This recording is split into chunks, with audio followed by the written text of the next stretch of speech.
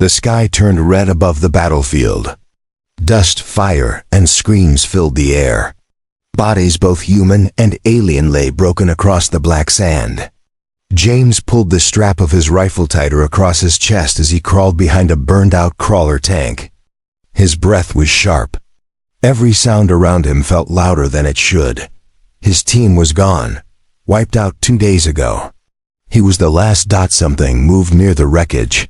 He gripped his weapon and aimed, but what he saw next made him pause. She was small, not a child, but not fully grown. An alien. Pale skin, silver hair in tangled braids, armor torn and stained. Her weapon was gone. Her left arm dangled useless. Her golden eyes locked on his, wide with pain, but not fear. She stumbled forward, hands raised, her voice shaky. Please. Don't shoot. James froze. The enemy? Here? Speaking his language? I'm not here to fight, she said quickly. Her voice was hoarse.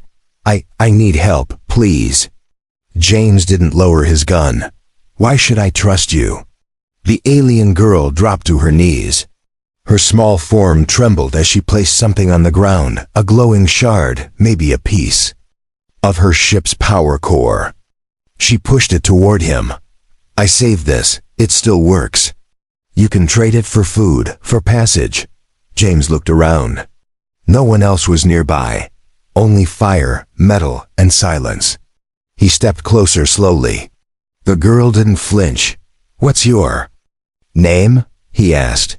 Karenna, she whispered. I was a scout. We were told the humans were beasts. But you're not. Not like they said. James sighed and knelt beside her. I'm James, and you're lucky I'm not one of the bad ones. He checked her wounds.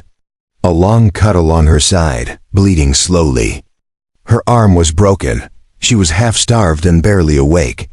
Still, she hadn't begged for mercy. She hadn't even cried. She just looked at him like she'd already made peace with dying. We can't stay here, he said. Nightfall brings scavengers. Karenna nodded, barely able to lift her head. James carried her in his arms across the burning field. She was light, too light, like a bird. She gritted her teeth to keep from groaning. She didn't complain once.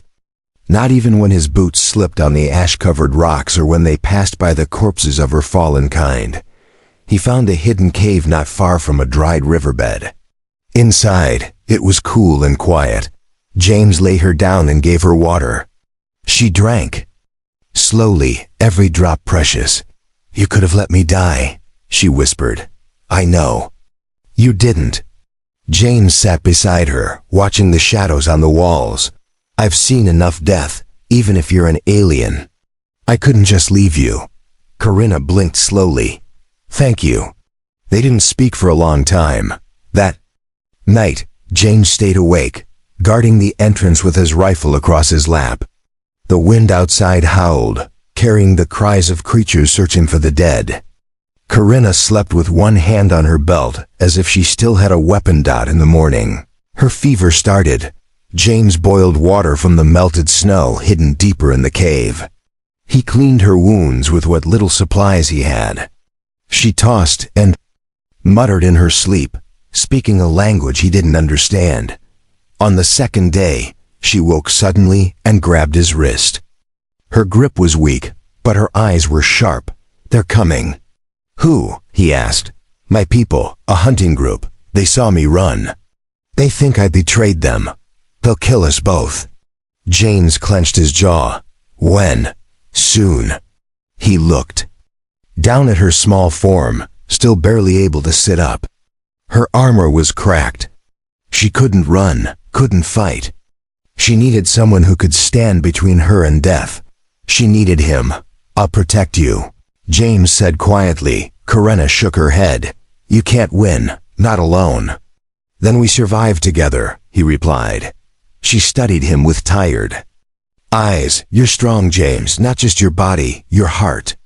That's what they don't understand. That's why I asked for help.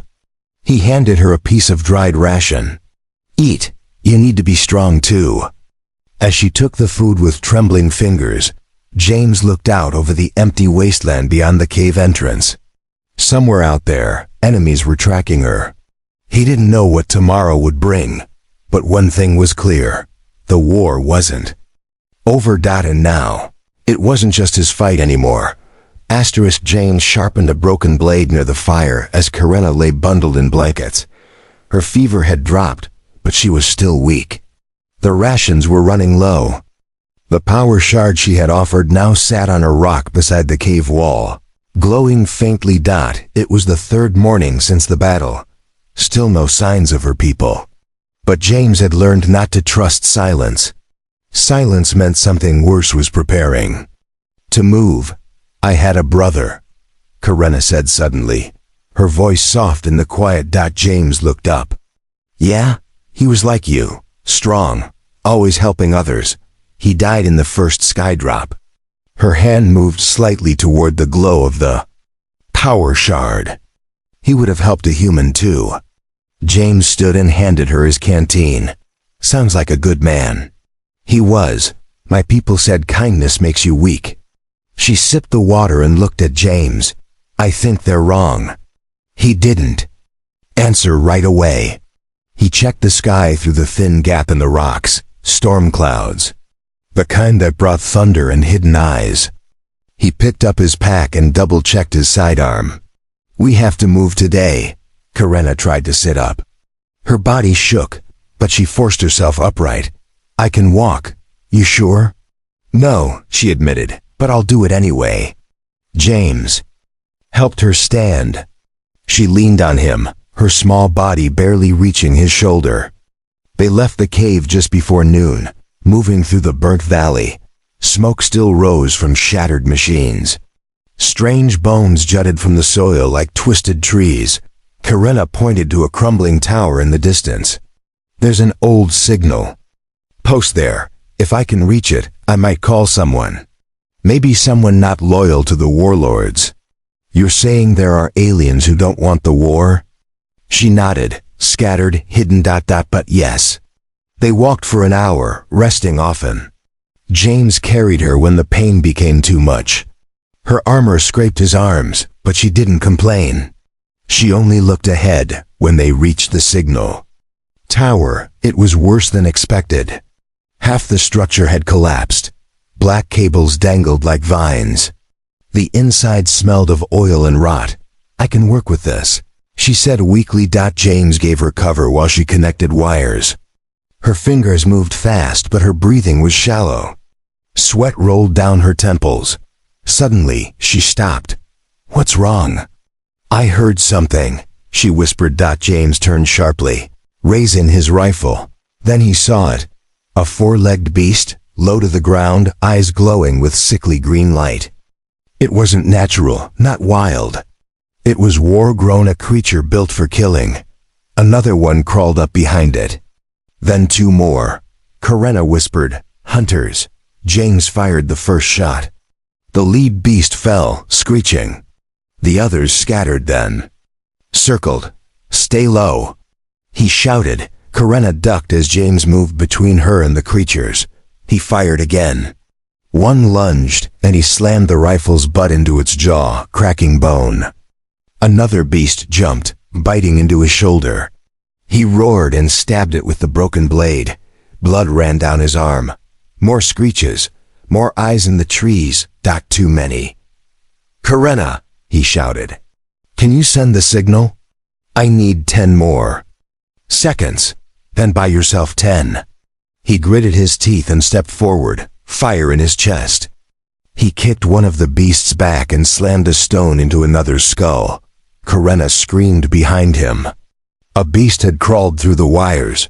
She grabbed a metal rod and drove it through its neck. Sparks flew. The signal post lit up. A faint blue light pulsing. She gasped. "It's sent." James pulled her close and backed into the tower's remains. The creatures paused. The glowing signal light made them twitch, confused. Then, one by one, they retreated, vanishing into the smoky trees. Karenna collapsed against him, coughing. "You okay?" he asked, panting. I'm alive because of you. He wrapped his arm around her. You saved yourself too, don't forget that. Above them, the signal pulse continued echoing into the sky. Somewhere out there, someone might be listening, but so might the enemy. They had moved one step forward. But now, both of them were marked. Rain fell that night. Cold, heavy. James and Karina huddled beneath a broken canopy beside the ruined signal post. His shoulder was wrapped in bandages made from cloth and bits of her cloak. Blood had stopped, but the pain hadn't. Karina pressed her hand to the signal panel. It's still sending, but weak. If someone heard it, they'll come soon. I just don't know who.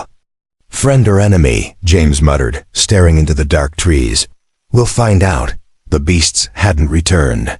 But the feeling in the air had changed, like they were being watched. Karina felt it too, her golden eyes always searching. The shadows, her hand near the sharp rod she kept as a weapon, now dot in the early morning. They heard the hum of engines. Faint but clear, not human.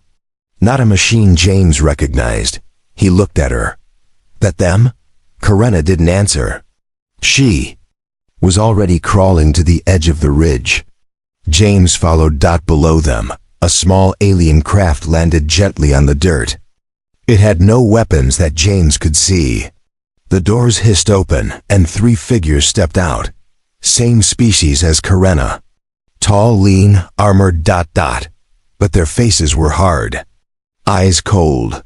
Those are hunters, she whispered, from my world. But not loyal to the warlords. They're rogues. They take in runaways. Trustworthy. Maybe, if I show I'm strong. James raised a brow. You're still wounded. I don't have to fight, she said. Just walk. She stood, legs trembling, and started toward them. James stayed close. The lead alien, a tall male with dark gray armor, stepped forward. His voice was deep and sharp. You're Karina. The traitor. I'm not a traitor, she said.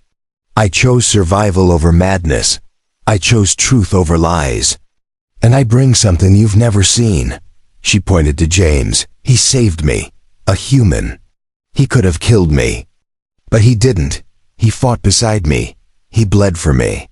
The aliens glanced at James. One laughed. The leader didn't. You want to join us? The leader asked her. You want to drag this outsider with you? Karina stood straighter. I don't go anywhere without him. The air grew tense. James stepped forward. I'm not looking for your approval, he said. But I won't let her walk into danger alone. The leader narrowed his eyes.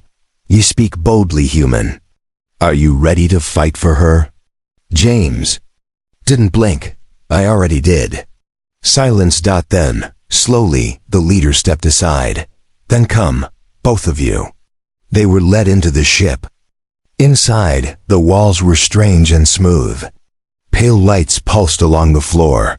Karina sat quietly as her arm was scanned and treated by a small healing drone. James stayed by her side, his eyes never leaving the others. Later, in a quiet chamber, the leader returned.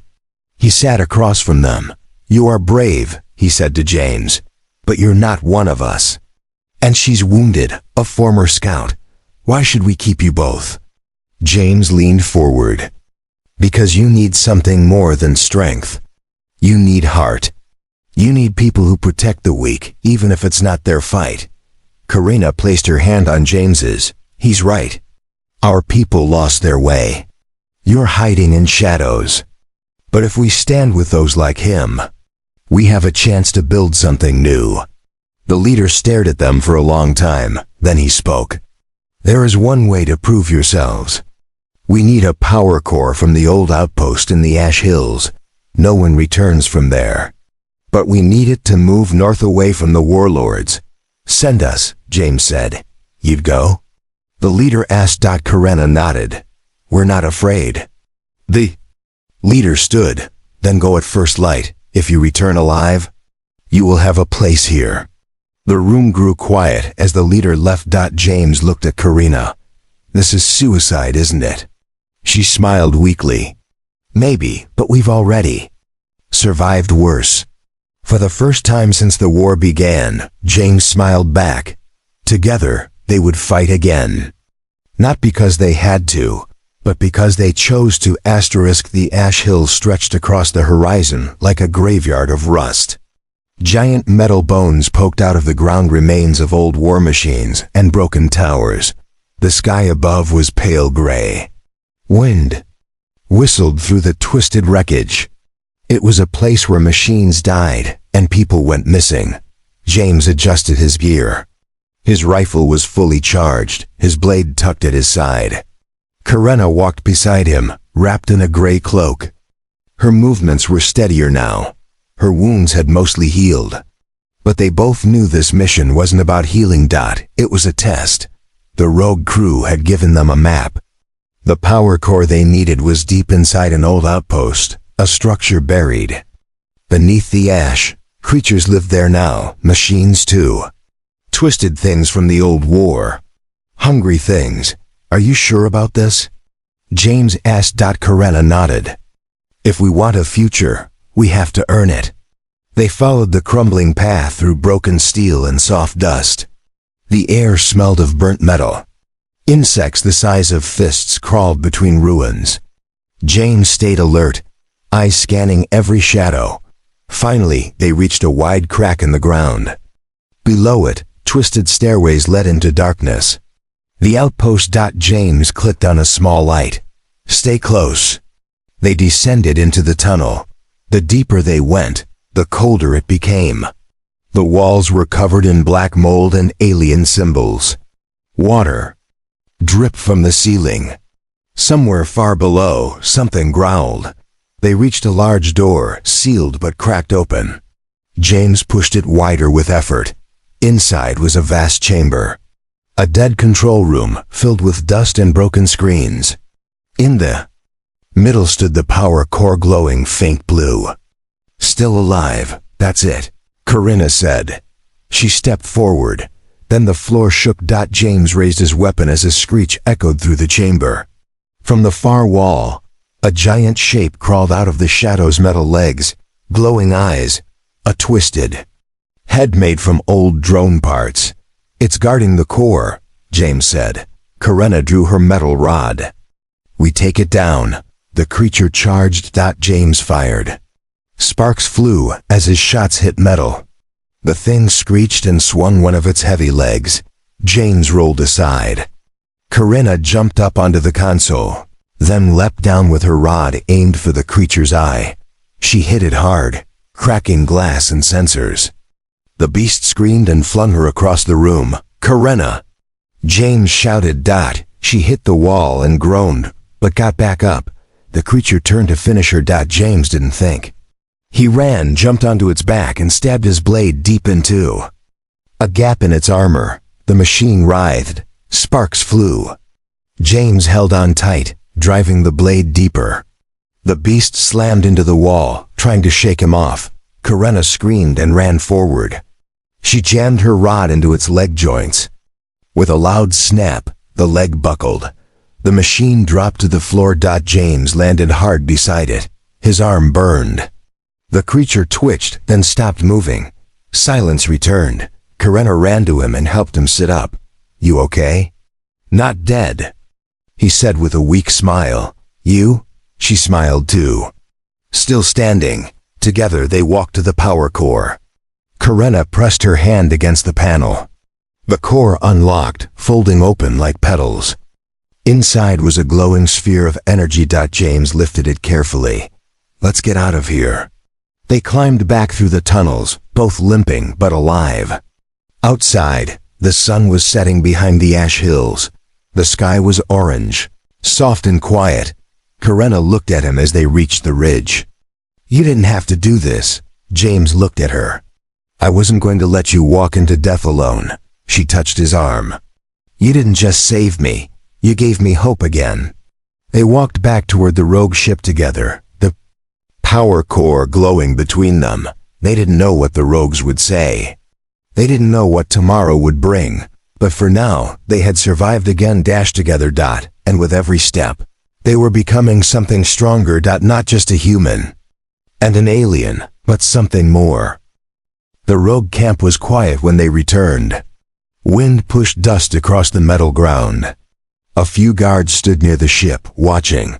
No one rushed forward to greet them. No cheers, no smiles. Only cold, waiting eyes. James stepped down from the ridge, carrying the power core wrapped in cloth. Karena walked beside him, her arm now resting in a sling. Her face was calm, but her eyes stayed sharp. The tall alien leader met them in front of the main shelter. He said nothing at first, just looked at the core. Then at them. "You returned," he said flatly. James dropped the bundle and unwrapped it. The core glowed softly in the fading light. "We said we would," Karena said. The leader stepped forward and picked up the sphere. His expression didn't change. "You did what others could not," a low voice from the side spoke. "But at what cost?" One of the other rogues stepped forward, taller than the rest, his armor dark red. His name was Vorik, and he had never trusted Karena or James. "You bring a human among us," Vorik growled. "You bring weakness, emotion, trust in something. That is not one of us." Karena stood firm. "He saved my life. He fought the Guardian. We won together." Vorik took a step forward. "Then prove it." James narrowed his eyes. "What do you mean?" "A challenge," Vorik said. "Our law says an outsider must earn their place by strength." James looked at Karena. She was about to speak, but he shook his head. "I'll do it," James said. "If that's what it takes." They gathered in the center circle, bare dirt, surrounded by broken pillars. The other rogues formed a ring, silent and watching. Karena stood outside the circle, tense, her hands clenched. Vorik stepped in, removing his chestplate. "First blood ends the match. No weapons." James rolled his shoulders. He was still sore from the machine battle, but he didn't show it. The leader raised a hand. "Begin." Vorik charged fast. Too fast. James dodged, barely missing a strike. To the ribs. He countered with a punch, hitting the alien's jaw. Vorik grunted but didn't fall. He grabbed James by the arm and tossed him across the circle. James hit the ground hard. Karena shouted his name, but he was already rolling back to his feet. Vorik rushed again. James ducked, then landed a sharp elbow to Vorik's stomach. The alien stumbled. James pressed in, striking again, shoulder, neck, jaw. Vorik roared and tackled him to the ground. Dust flew. The crowd murmured. They rolled, fists flying. James blocked one strike, then headbutted Vorik. Blood spattered. Vorik howled and fell back. His lip was cut. Blood dripped onto the dirt. Silence. The leader stepped forward. "Enough. It's done." James stood, breathing hard. Vorik wiped his mouth. He stared at James for a long moment, then lowered his head. Karena ran into the circle and grabbed James's hand. "You didn't have to do that." "Yes, I did," James said quietly. "For you."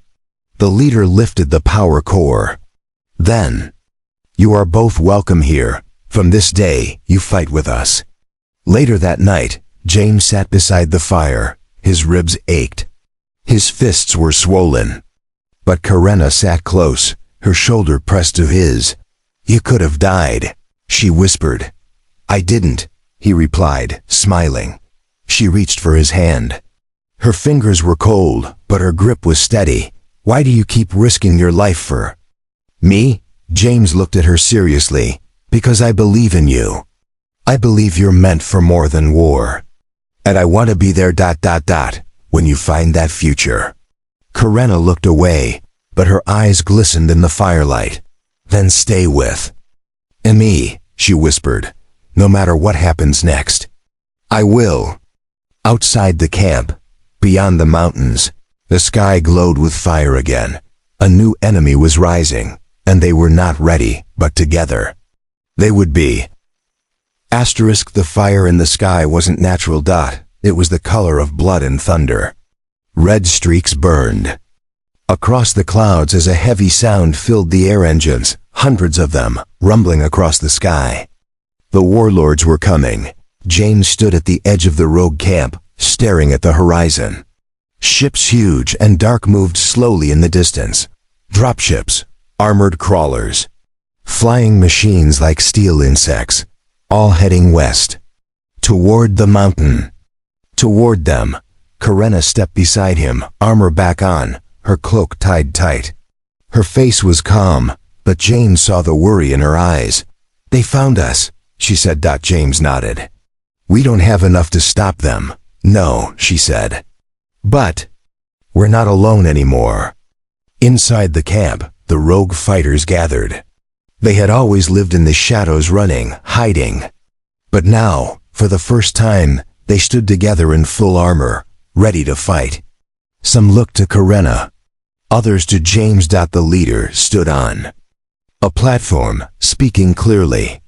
"This is no longer a fight for survival. This is our stand. If we run again, we lose everything. If we fight here, side by side, we show the warlords we're not afraid anymore." He looked at James and Karina, and they showed us how. James and Karina stood before the fighters. "We may be small in number," James said, his voice loud, "but we have something they don't. We have trust. We have each other. That's more powerful than any machine." Karina stepped forward. "They called me a traitor for refusing to kill. But I see now that the real betrayal is staying silent. Today, we fight not just for ourselves, but for a future that isn't built on fear." Cheers rose around them. Weapons lifted high. The rogues were ready. The enemy came at dawn. Warlord ships descended with fire and noise. Machines stomped across the valley. The sky turned black with smoke. Explosions shook the ground, but the rogues were waiting. James fired from the front line, his rifle singing with each shot. Karenna moved beside him, fast and sharp, striking with her metal rod like lightning. Together, they held the center as waves of enemies pushed forward. An explosion tore through the ridge. James flew backward, landing hard. His ears rang. His arm was bleeding again. Karenna reached him. "Get up." He smiled through the pain. Still here, they pushed forward again, through smoke, through fire, through fear. The battle raged for hours. Then something unexpected happened. A second signal blinked on their scanners. Another force, approaching from the east. It was another rebel group, alien defectors, answering Karenna's signal from the old outpost. Ships of a different shape, fast and sharp, came down in waves, blasting the warlord line from behind. The warlords panicked, their forces split. The rogue fighters pushed harder. By nightfall, the enemy was broken. The battle was over. Bodies lay across the valley. Machines burned. The sky, once filled with war, was now quiet. James sat beside a rock, his back aching, his chest rising and falling with heavy breaths. Karenna sat beside him, her head resting on his shoulder. "We won," she whispered. "For now," he replied. She looked up at him. "You were never just my strength, James. You were the reason I found myself again." He smiled. "And you reminded me what's worth fighting for."